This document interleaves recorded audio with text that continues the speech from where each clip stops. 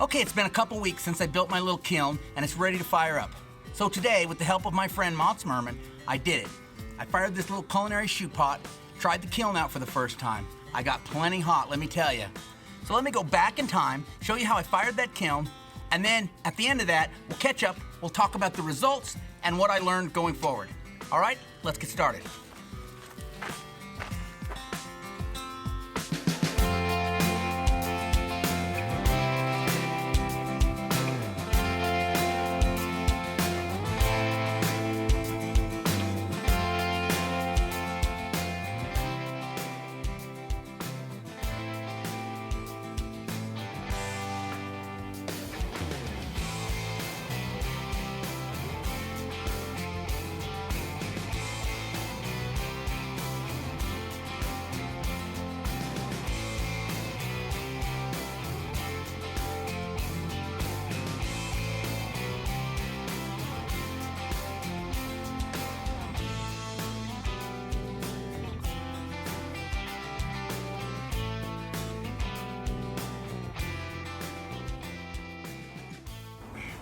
Okay, this is my inaugural firing of the little kiln here, and I'm just heating it up. I put my pot in, I've got a little bit of wood in here, and I just barely gone over 100 degrees Celsius. So that's the temperature at which water boils. So that's the temperature at which a lot of times you get your pops in pottery if you've got moisture in them, because that water turns to water vapor, tries to escape the clay body and it'll break it. So no breakage or anything, and we're past the point at which water boils, so that's good. So pretty soon I'll start stoking this up a little more. This is all the wood I have here. You can see it's not a lot, and it's pretty small stuff. It's just some scrap mesquite wood that I collected. I was out yesterday, a place where people were dumping off like yard waste, and I just picked up a few pieces. So they're not big, there's not a lot, and I think I'll have wood left over when I'm done. But we'll see.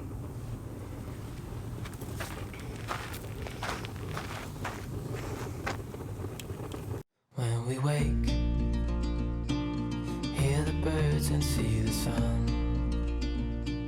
Side by side our fears are done. Okay, the pyrometer tells me almost 200 C.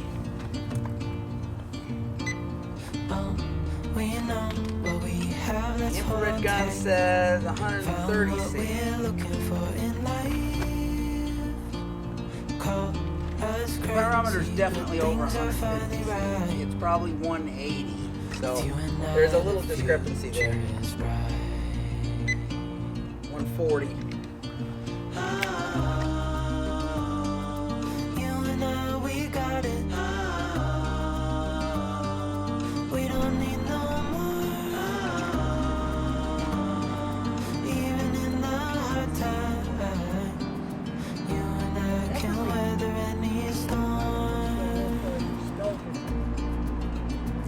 Big rounds of mesquite over there. Hear the crickets, see the moon. Side by side and through. Let me go over where we're at here. We've been firing for what? 15 or 20 minutes maybe? I cannot get up to 600 according to this, and it's too hot for me to stick my infrared gun in there. It's really hot.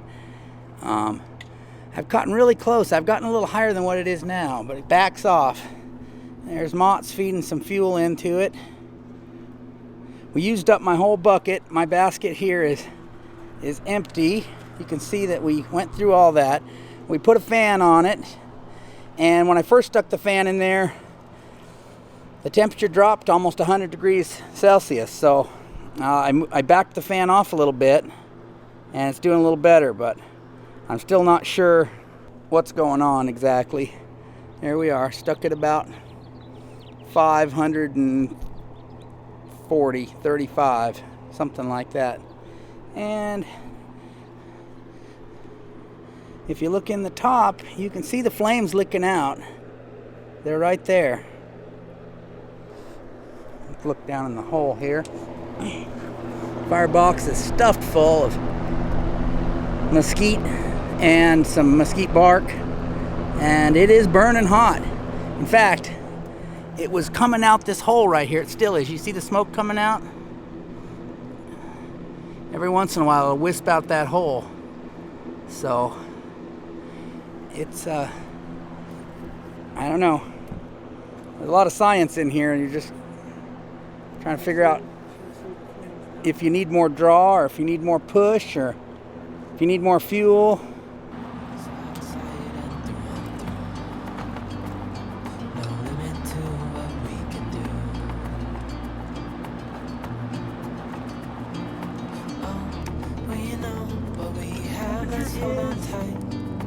Right about there, still looking like 610, a little under. Crazy, but things are finally right. With you and I, the future is bright.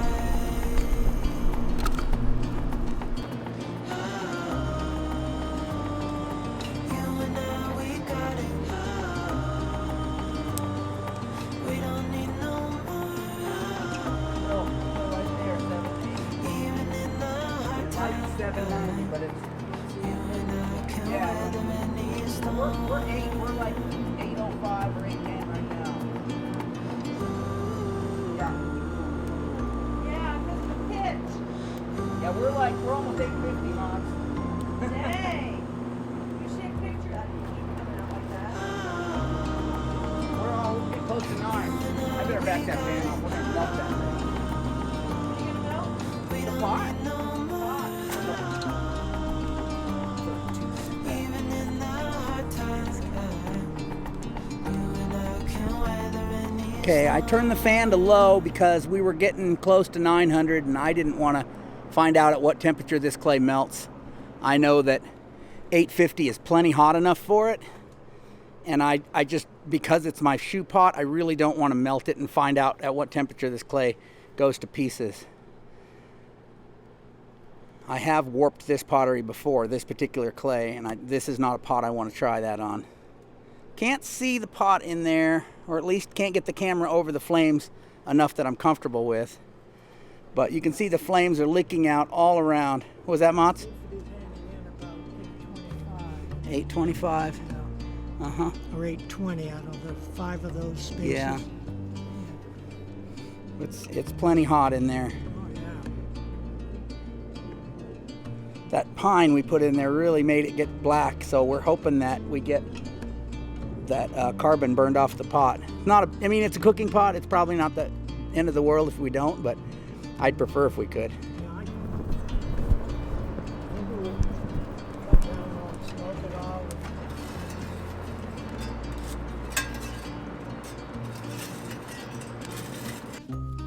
Okay, here's where I am on this. I don't know how long when I started it, but Matts got here at 1:30 or before, so we definitely started the fire before 2, I would think. So it's been maybe an hour and a half, and we took a while getting it up to heat, and then we had trouble getting it over about 600, and then Matts stuffed it full, and it finally got hot. Oh, I got a crack in my rim. And then it started getting close to 900, and I kind of backed it off because I don't know at what point this clay starts to warp. So now we're sitting at 400 Celsius, and I'm just gonna let it cool off. I pulled the bricks back on the top. Some of the fuel we stuffed in there was some pine knots, so they're full of pitch, and that may be what's burning down there right now, is those pitchy knots, and they could burn for a while. So the bottom of the pot you can see is the bottom is kind of black, and the top is clean, so that might be related to all the pine fuel that we burned in there, but it's not a big deal because it's a cooking pot. I've got a little crack in the rim, but I don't think that makes it unusable.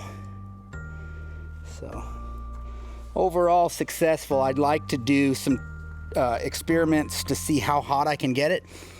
Build some pots that I don't care what I do, if they melt or warp, and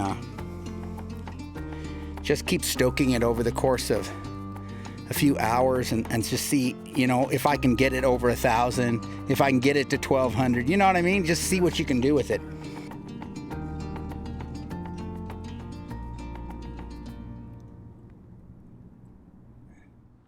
Okay, so I got to about 900 degrees, just shy of 900.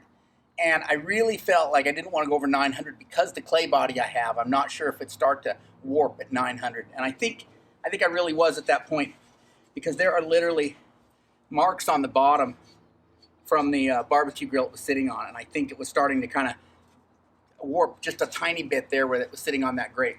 So I think that's kind of my edge. But I'm gonna crank this up higher next time and see if I can figure out where, that point is where my pottery starts to warp, so I know what it is. I'm also going to see if I can get this really hot. I'm going to shoot for maybe the 1,000 or 1,200 degrees Celsius range, see what I can do. Because 900, it was hard getting over that 600 barrier, but by the time I got over 8 and started heading towards 9, it seemed a lot simpler. It was just climbing and climbing and climbing pretty steadily. So I think I can go a lot hotter if I work at it, and if I keep the fire going for a longer period of time. My next step is to see how high temperature I can actually get on this thing over the course of maybe 2 or 3 hours of stoking that fire. The pot came out pretty good. It rings nice. This is nice and hard. This is harder than my usual pottery because I got close to 900 degrees. My average temperature is 750 to 800. So this is hot. This was fired harder than my pottery usually fires, and you can tell by the way it rings. Now I have a crack in it along this side here. And my next video, I'm going to work on doing some sealing of earthenware for cooking. And so this is one of the projects I'm going to work on, is seeing how well this holds water once I've sealed it, and see what I can do if this is still usable as a cooking jar. I believe that I am going to be able to use it as a cooking jar once I've done some sealing on this. So stay tuned for that video. Like I said, it came out good. I've got some carbon spot on the one side, and I think that was at the end we used some pine fuel. And you can see that black smoke that was coming out. That was caused by, I had pine knots, so they're full of sap. They're full of resin. And so that resin burns like petroleum. It burns really hot, but really smoky. And I think that put a lot of carbon in the atmosphere. And this was, the side that's dark was kind of the downward side from that. So I think it was catching a lot of that carbon and absorbing it out of the atmosphere. For the most part, pretty good though. This particular clay usually fires a little redder than this, and it's because I don't think it oxidized so well in the kiln. And I've had that experience before with this type of kiln. I don't get as good at oxidation as I do on the surface. But with this as a cooking pot, not really a problem at all. So overall, real good. Next time when I'm firing my wares, I'd like to keep that temperature a little lower than I got it. But I also wasn't just firing my pottery. I was kind of test driving the kiln, seeing how hot I could get it, seeing how easy it was to get to that 850 to 900 degree threshold. So I'm pretty happy with that. Like I said, I'm going to make some modifications. I'm going to put a grate in here so that I can put my fuel on top and have the ashes fall down below. Then I can clean those ashes out, and it'll make it more efficient. It'll allow better oxygen to get to the fuel, and I think we're going to burn more efficiently and get higher temperatures that way. So that's one of the improvements I'm going to make. And then firing it for a longer period of time. And I also found that once I started shoving that fuel back into the chamber and piling it up in front, so I had more fuel burning at once, that temperature started climbing more too. So a few things I want to do in the next firing. Overall, I'm pretty happy with it. And going into summer, which, I know it's only early March, but, in Arizona, it starts getting hot in April. So going into summer, I'm really excited about it because usually April to about July or August, we have fire restrictions here. I'm not allowed to have open fires anywhere in my area during that period of time because of the fire danger. And so I'm going to be able to fire pottery in this when I couldn't otherwise. So that's going to help me keep moving forward, especially with the Ancient Pottery Challenge and other things I'm doing with my channel. So I appreciate you watching my video today and coming along with me.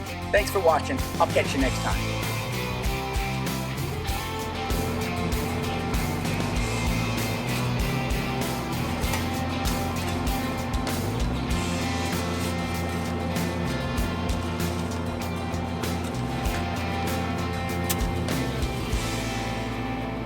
Look at the flames come out of there.